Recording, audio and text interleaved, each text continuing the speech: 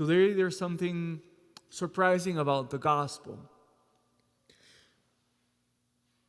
Jesus is revealing in the gospel that the Father will give him the judgment. The Father won't make the judgment of mankind, but he will be the one in charge of doing the judgment. He says, for example, the Father doesn't judge anyone, but he has given all judgment to the Son. And then he says, and he gave him power to exercise judgment because he is the Son of Man. So Jesus is saying, I'll be the judge.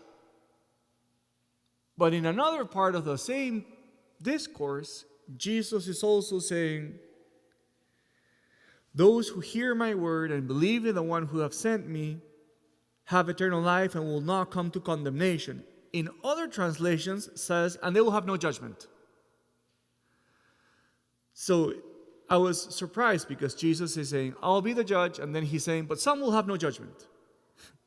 So how can you be the judge if some receive no judgment? How are you judging them if they pass by without judgment? Now, the answer is in the same phrase, because Jesus says, because they have passed from death to life. He's talking about baptism.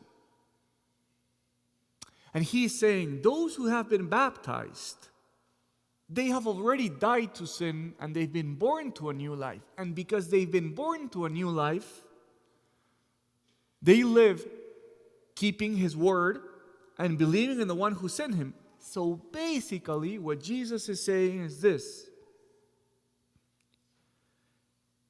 If we fully lived our baptismal vows, there would be no mortal sin in us. If we just were living out what happened in our baptism, there would be no judgment for us. Because we would truly be free from sin. Not from venial sin or not from imperfections, but we would be free from mortal sin. So then we could say there's no judgment upon us because there is no grave sin. So I think this reading is a reminder that in this time of Lent, where we prepare to renew our vows, our baptismal vows, we're reminded that if we were baptized, we should have died to sin and we should be living a new life.